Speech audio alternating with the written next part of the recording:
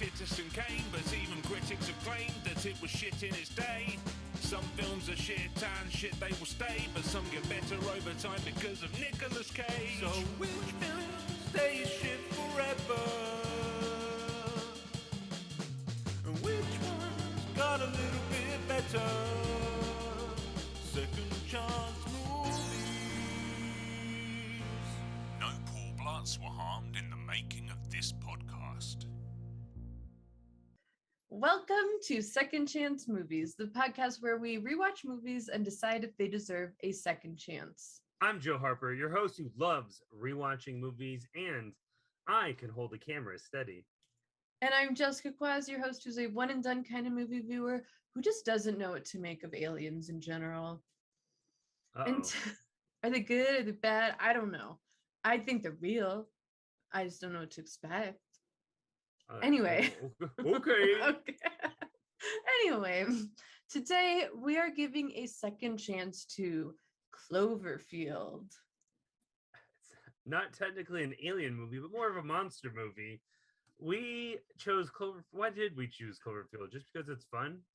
Because it was such a big deal back in the day. Okay. It had spawned these weird sort of like pseudo sequels. And then in January of this year, we found out that we were getting a direct sequel to the original 2008 Cloverfield that would not be in the format of found footage. And a lot of people were like, then what's the point?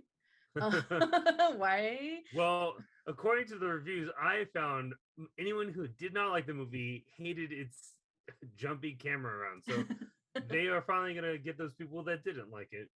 Interesting. So yeah, that Discord on the internet made us want to go back and see what the originals like to watch nowadays, especially with like all the other sort of monster movies we've gotten since then and all the other like horror found footage we've gotten. Like, how does it hold up?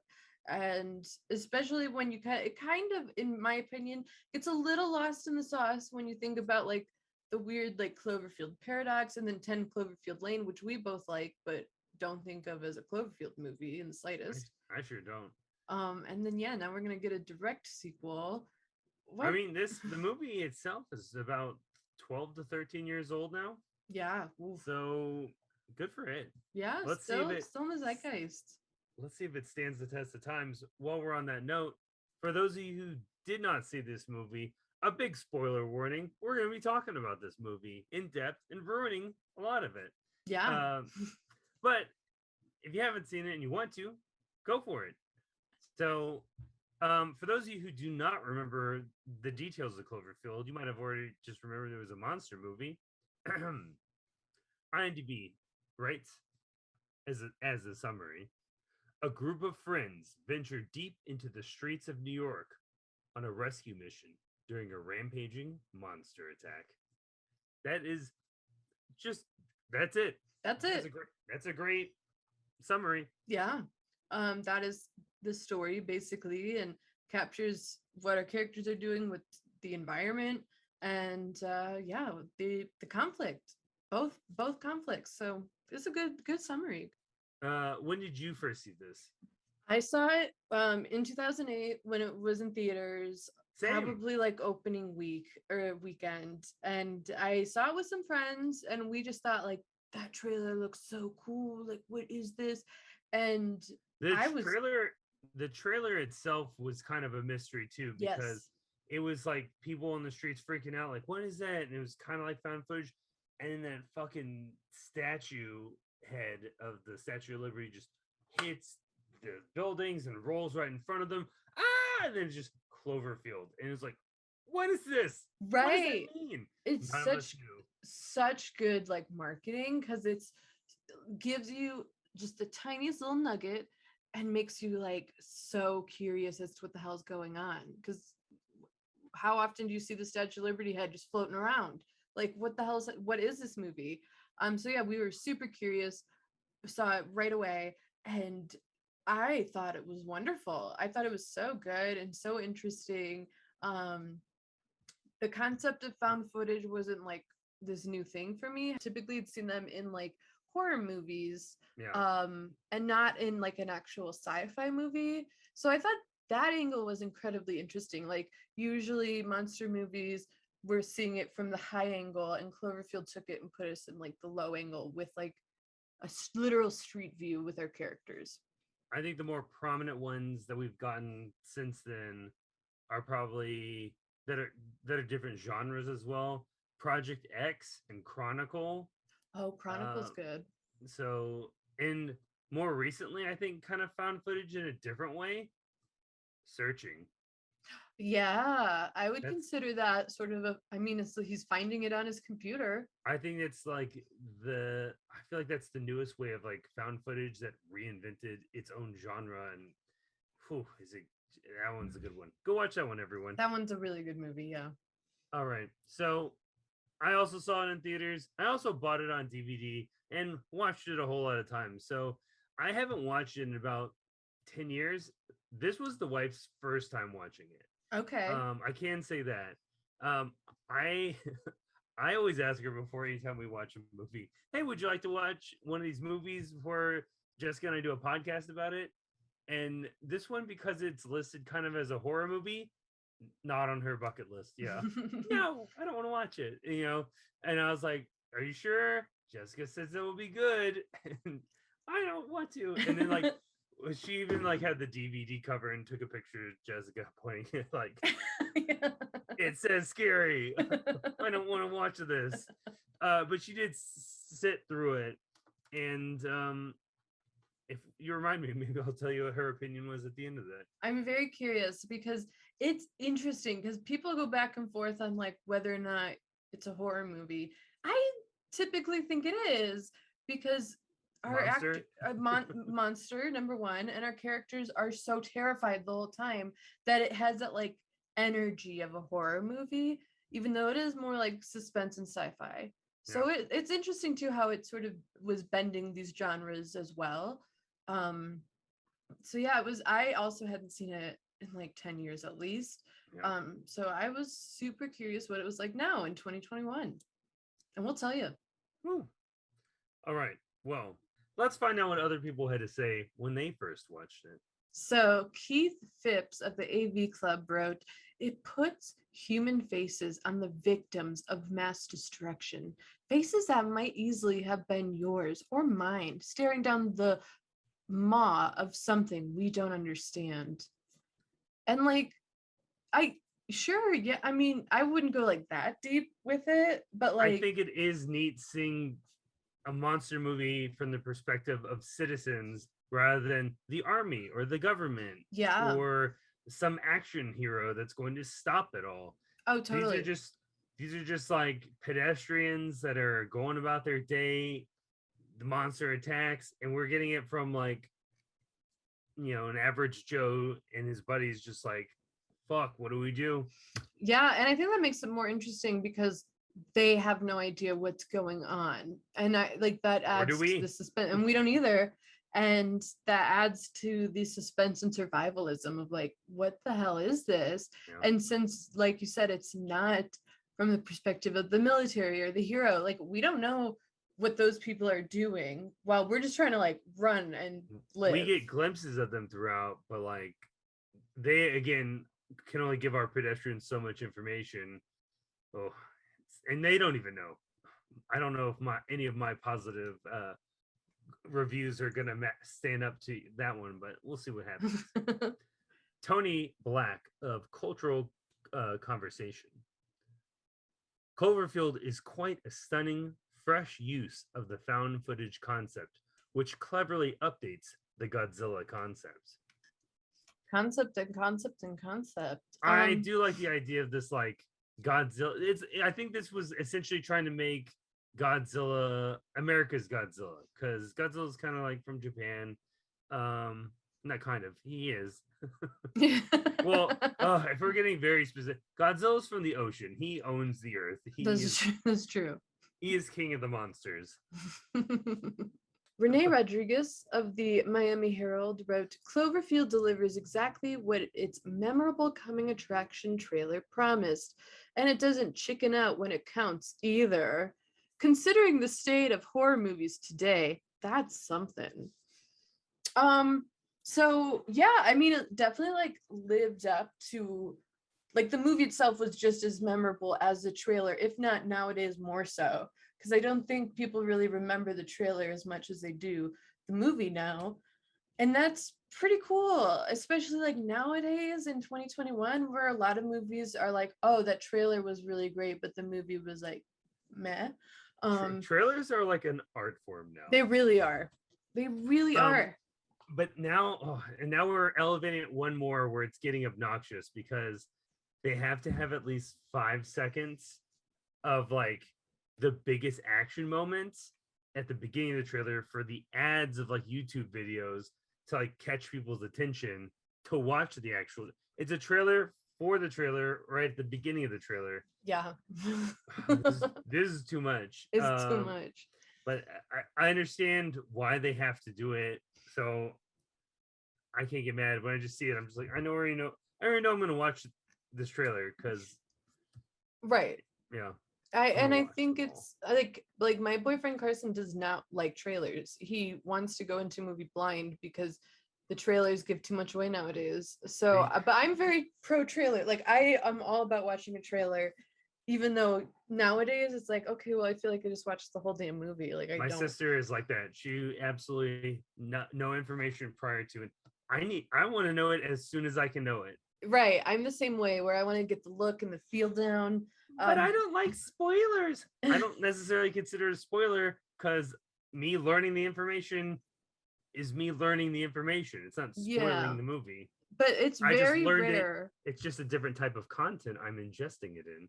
That's the way to look at it. And I would agree with that. I read it instead of watching it. I would agree with that. And I think it was really interesting how well the Cloverfield trailer actually worked, because it was truly hardly anything of a trailer, like no information. I think that's what the best trailers are the ones that give you no information. It's just a cool visual and an idea, and then we get to learn everything in the movie. And it's really hard to capture that, especially nowadays, like you said, with like the YouTube algorithm and like the algorithms online, like how you can capture someone in just a matter of seconds.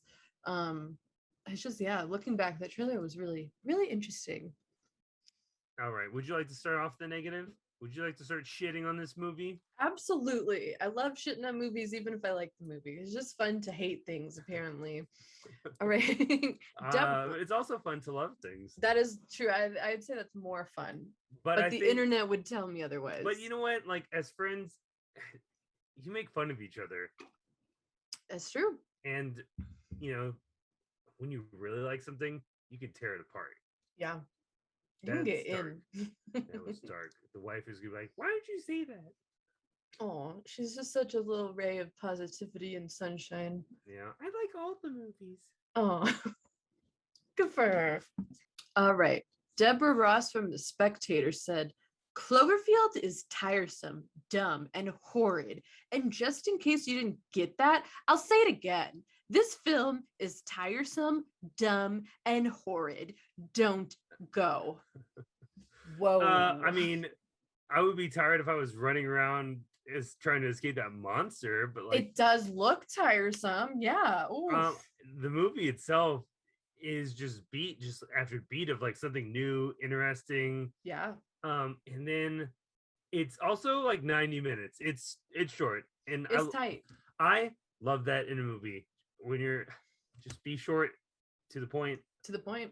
I agree. It's short, a 90-minute movie where there is a beat, something's happening. We are here, we are there, we are this, they are that. There is like very little downtime, and I guess like there could be some sort of like downtime in the beginning, but during that we're spending time getting to know our characters, so I'm not mad about it. I don't think it's dumb or horrid. But man, she was mad about it. She did not like it one bit. Steve Newton of Georgia Strait. Imagine if somebody came up to you, grabbed your head, and jiggled it around for 80 minutes. Now imagine they did that while you were trying to watch a movie about a monster attacking New York City. Wow. Was not a fan. I will say I hate the found footage look only when they're running from something. Okay, yeah, I don't disagree. I think at times the found footage is really impressive, especially when they're like when they're on the street and they're like looking for their Panning, friend, and then they oh shit, zoom. someone's here. So cool. The running, yeah, sometimes we could have cleaned it up. Oh no! Right. I'm running at full speed and my hand is the camera. Like, Right. oh no. If the film reinvents anything other than the public's acceptance of a kind of YouTube crudery as viable entertainment, I missed it. Well, Ken Hinke, writing this from 2008, get ready, because YouTube's going to take over a lot. Get ready. YouTube is great. I really enjoy YouTube. It usually is the thing I watch the most of. I think it is interesting. I guess like the found footage could be comparable to like YouTube videos back in the day, but also not really, because like we discussed, like found footage was already an established thing for YouTube. And also, yeah, like nowadays, like YouTube videos are really well produced and well shot. So I don't see the comparison to YouTube crudery. Yeah. Steve Rhodes of Internet Reviews wrote, Cloverfield is a cute concept, but little more. Wow. Devoid of any genuine character development or notable acting, the film is a slapdash affair which manages to be neither funny nor frightening. Oh man, that's a lot to unpack in his little truly soundbite. Yeah. First of all, disagree about how it's devoid of character development or notable acting. I think it is really impressive how, again, the movie's an hour and a half, and how quickly they establish our characters and get us to care about them. Yeah. I mean, and I still feel that way now, like watching it, just I'm invested in these people for some reason, even though I just met them like 10 minutes ago. Yeah, I feel bad that they're in this situation that they're in. Our lead character wants to find his like ex-girlfriend or the girl he likes, because she might be trapped or hurt, and all he wants to do is save her. And we connect with that like that. We want to help him. Yeah, let's help Diva Velez of thedivareview.com. Ooh. I've never cheered so hard for the monster to win in my life. That's fucked up. Yeah. I will say, like, leave him alone. He's just trying to monster. It's just like romping around. He just doesn't know any better. He's trying to figure out where he's at. He's lost. He's probably scared. Do we ever see him eat people? You know, I don't know. I don't recall. He grabs spoiler alert. He grabs HUD, our cameraman, at the end, and he eats him, but then he spits him out. That's right, he does. Like, yeah. Ew, humans taste funny. Yeah. Or at least TJ Miller tastes like feet. You know what? I like that monster now, because he knew, like, oh, I don't want to be near this TJ Miller fool. He tastes terrible. So now that we've read reviews, how did you feel after watching this years later, revisiting this movie? How does it hold up? I honestly was expecting, because of this podcast, I'm a little on the more jaded side sometimes. And I was expecting to watch it and be like, oh God, why were we all so into this? Because it had been a really long time, and we all were, like, at least from what I recall, very into it. So part of me was like, it's probably gonna, like, there's gonna be cool moments, but overall I might just be like, oh yeah, it doesn't hold up. I was completely wrong. I think it does hold up, for various different reasons. And I was surprised at how much suspense and tension that I was feeling while watching it. That took me off guard. And that was something that I thought was really cool. That even though I knew where this was going, I was still heavily invested and still felt like the terror that I sort of felt the first time around. To recap this movie just a bit more with some context, our main character Rob they're having a going away party for him because he's going to be moving to Japan. At the said party, his brother's girlfriend Lily gets T.G. Miller's character HUD to record everything via like handheld video camera, and so that's where his point of view. That's why he has a camera. He's there. He's getting goodbye Rob messages, and just keeps the camera rolling when the monster attack happens. They're just in the party. Boom, lights go out. They feel the huge surge of a building exploding because the monster is starting to hit stuff. That's another actress that was in it that I was like, oh yeah, she's in it. Jessica Lucas. She's in Gotham.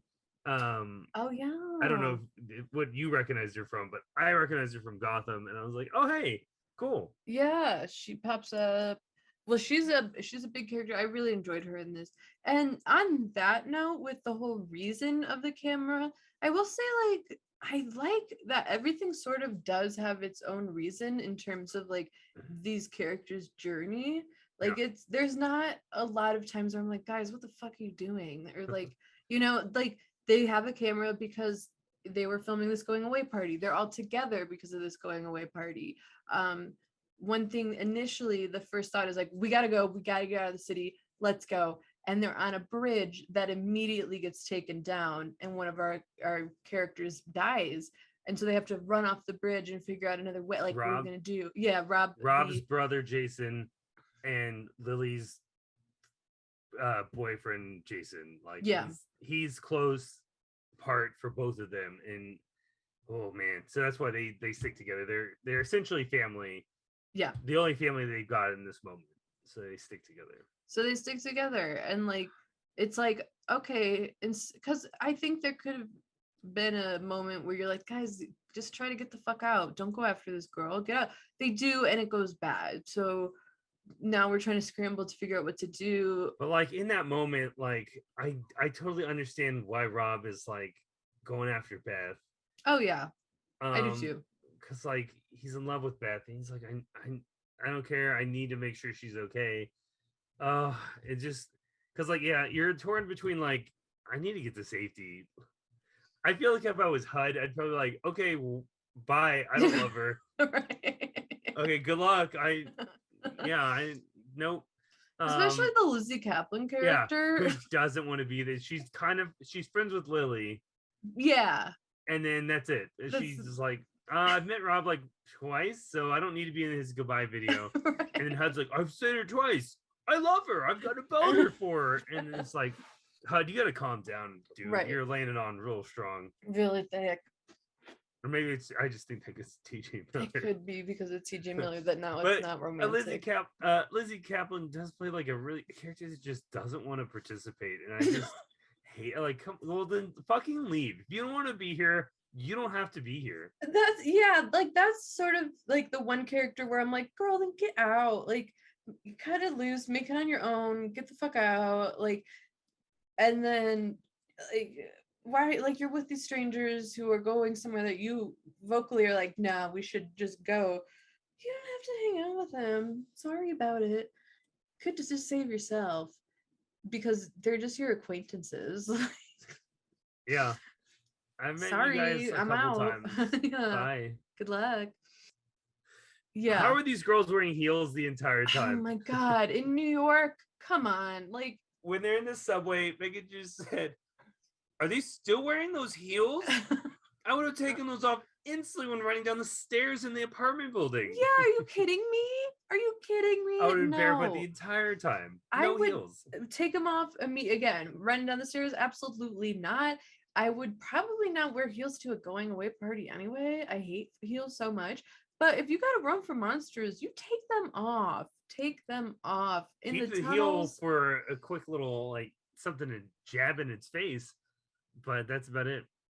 Yeah, I mean that could work, but you need to have them in your hand ready to go. The thing I don't like, but I understand and I can live with this, I want to learn more about the monster.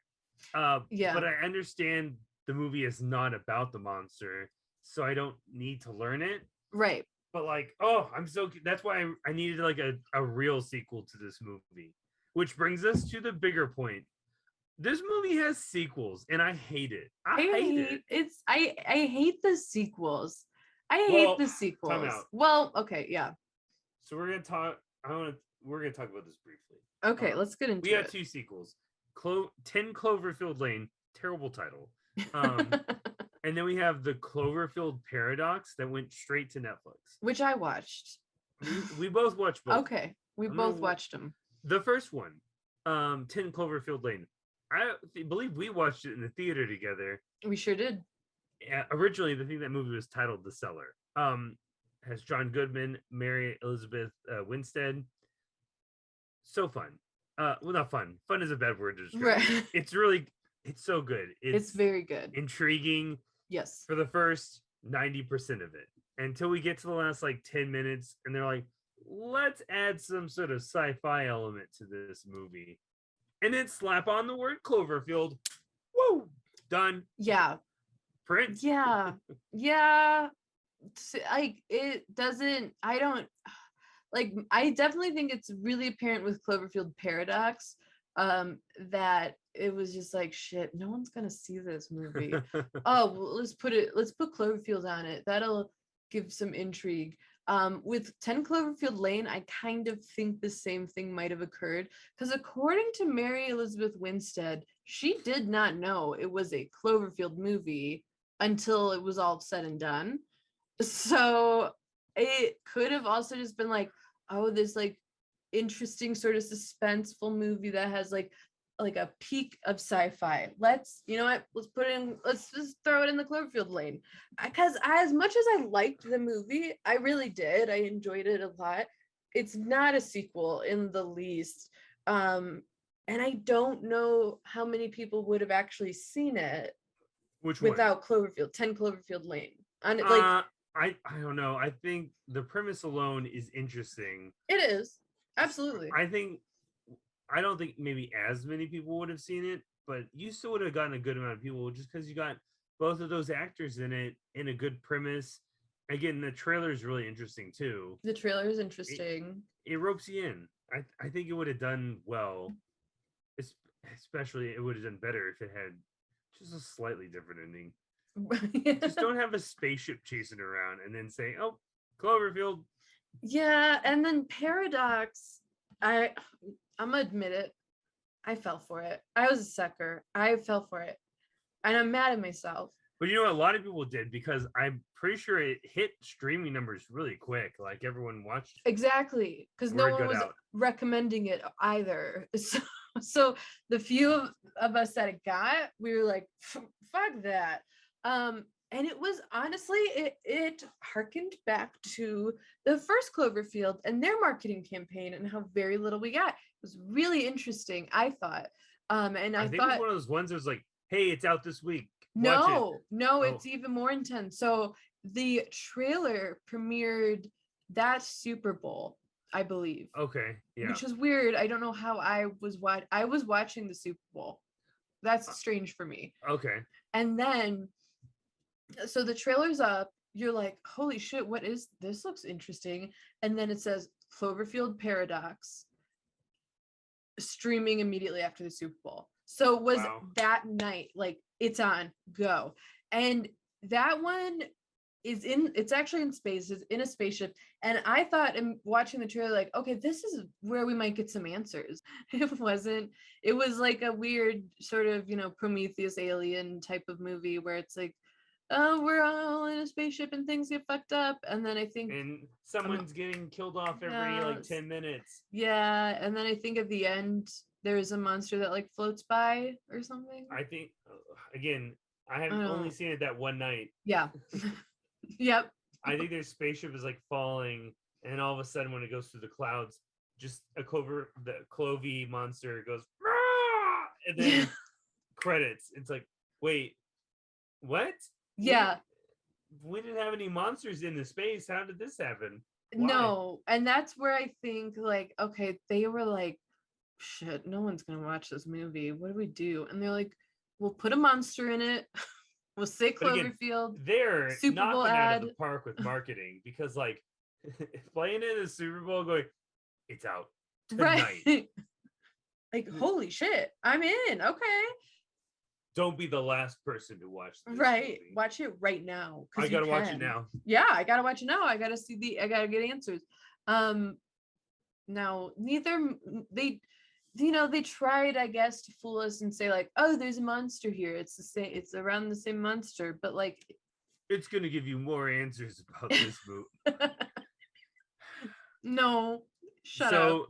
So far it's fooled us twice. So shame on us. Yep. I'm so skeptical about a direct sequel. I am too. I doubt it.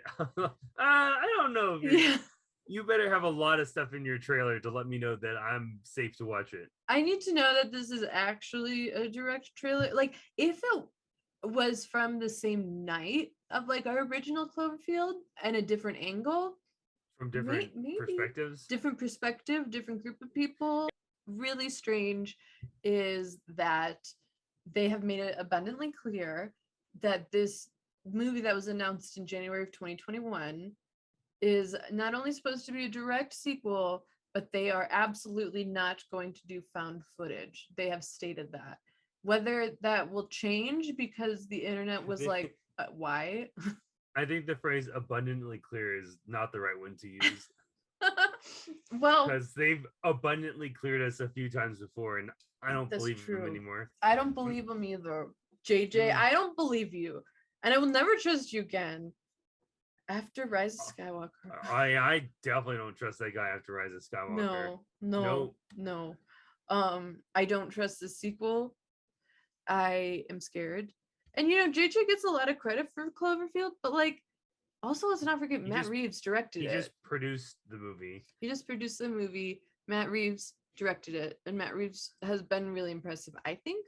Yeah, he did Planet of the Apes movies after that. Yeah. And then he is about to do Batman. Well, he's done Batman. We just haven't seen Batman. Hopefully we see it. We're supposed to see it this year or next year? I think next year. I think we have to wait quite a while. I know. I just want to watch. I know. Batman. Talk about a good trailer. We were supposed to get it this year. That's what it was. I think we were, and then. Okay, so I have a question for you. Yeah, I love answering things. And I don't know if this was explicitly stated. Maybe I missed something. Mm-hmm. But Jessica Lucas's character. So at the end, she gets on a helicopter. Mm-hmm. And we have this like really intense shot from our camera. She's taken off in the helicopter. Bye, girl. And then the three remaining heroes get in another helicopter that does crash. They do survive the crash. It's still an intense crash. Did Jessica Lucas's helicopter crash? Did she survive? So there isn't. We never find out. The wife and I had a debate about this and talked it out. Okay. There's no definitive evidence of a crash. But Clovey does show up at the launch pad. Yes. When the camera looks away, you do hear another like hit and like something crash. I assume that's probably her. We don't see it, but it's probably her helicopter. That's not to say that she died in that crash because they also survived a crash. They're the only three that survived. Everyone else that knew how to fly the helicopter and was army personnel all died. Yeah. They were wearing too much army fatigue, and they're like, "Oh, we're normal people. We survived." I think she died. Because like if everyone died, it makes sense that she would have not made it out. This is MTV News, everyone. Oh, I forgot that was a thing. Is it still a thing? When Hud gets eaten by the monster, Rob risked his life to grab the camera, rather than responding the way most of us would, ducking your head and running to the friggin' hills. Why? Okay, you know what? That is a part where I'm like, yeah, why did you grab the camera? Because again, I think they all just realized they needed to document this and say their last goodbyes. You know what? I'm gonna counter because you're right. They put the camera on themselves and they're like, I'm so and so. This is what's happening. I'm not gonna make it. If you find this, peace and love, like whatever. I would do the same. Like if I thought I was gonna die and there was a camera real quick, I would get it and be like, okay, bye. We all remember the scene where the medics realized that Marlena was bitten by one of the little monsters. Very intense. They pull her behind a see-through curtain and there's blood all over the place. What happened there? She exploded, right? His first thing Reeves says was, she explodes. It's really obvious MTV News. all the medical technicians and all the military start reacting to the realization that she's been bitten because other people have been bitten and had horrible fates befall them. If you watch closely, you'll actually see one guy in particular get wheeled past the camera and his innards have exploded from the inside out. Oh. Apparently, there's quite a bad effect of the venom Yeah. of these little parasites. MTV is not killing it with questions. No, and you can tell Reeves does not care for them at all. He's like, guys, did fucking you watch? idiots. Do you not know how to comprehend a movie? What happens to Lily after she gets in the helicopter? Oh, what does he got to say? The helicopter takes off. I'm kidding. That's not what it says. Oh, I'd be so mad. I'd be like, yeah, we saw that. In my opinion, we didn't see Lily die. So she got in that helicopter, and what we saw was the monster attack the helicopter that HUD and Rob and Beth were in. So does Lily live in the end? Who knows? That's not an opinion, Matt Reeves. That's not an opinion. Motherfucker, you made what the happened. movie. Yeah. You should know. I think she's dead because I think we hear the explosion. You just don't see it. Well, I think we see the explosion. We just don't connect to that. That is her helicopter. But I think because it's off screen and we don't actually see it, she could be in Cloverfield 2022 or whatever it is. Bring Jessica Lucas and Superstore actor Ben Fieldman back, and I'm in it. Okay, so I disagree. I see it as that she survived. I think, yeah, like there's a rule typically that the character hasn't died unless you've actually seen them die. So I do think there's a glimmer of hope that she got out of there, and what you hear and what you kind of see might be another helicopter, there's a lot of chaos going on, might be other destruction. But I will say what I do like about it, even though it is ambiguous, and typically I hate ambiguity in movies and TV. I want the answer. I want you to tell me what you wrote in that story. I kind of like that it's sort of like this like choose your own adventure for her. Like you get to choose if she's alive or not, because we have such an intense ending where everyone else dies. So it's like, hey, if you like that, like, oh, all of our characters died and we were just with them for this like particular moment, and that's what happened. Or if you need that glimmer of hope that one of them got out okay, then she's alive.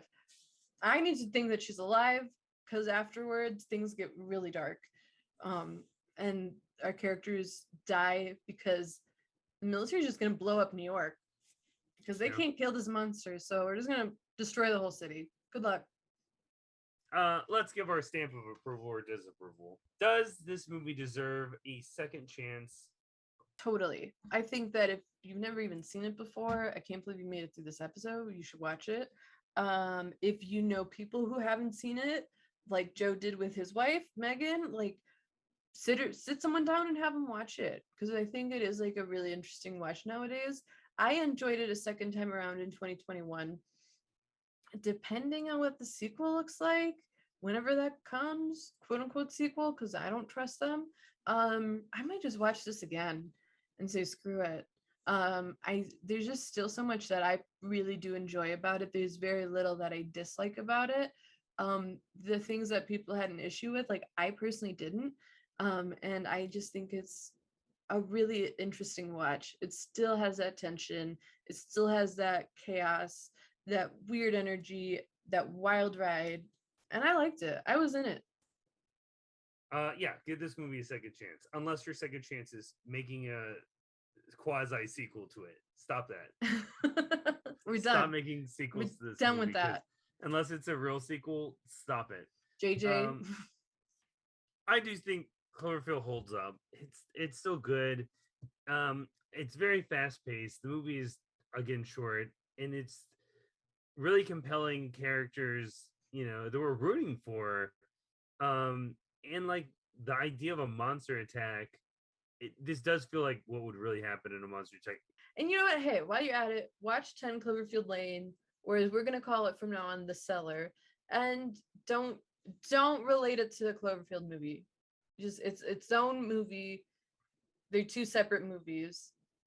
Just watch them like that. And don't watch Paradox. Just don't. I don't even remember what happened in Paradox. I just remember they were in a spaceship. We're not going to rehash it. Yeah. Fuck that movie. Yeah. Stellar was great, except for the last 10 minutes. So enjoy that movie. Yeah, it's a good one. Well, thank you for listening to another episode of Second Chance Movies. As always, a big thank you to Beaty McBeatface for making our awesome theme song. You can follow us on Twitter, Instagram, Letterboxd. We are on wherever you listen to podcasts. We're also on YouTube if you want to get like a little visual going with the episodes. Do you have a movie that you want us to give a second chance to? Let us know. We'll watch it. We'll review it. We'll let you know how it holds up now. And yeah, we'll be back next week with another second chance movie. Bye. Bye. I don't think this movie's that quotable. Second chance.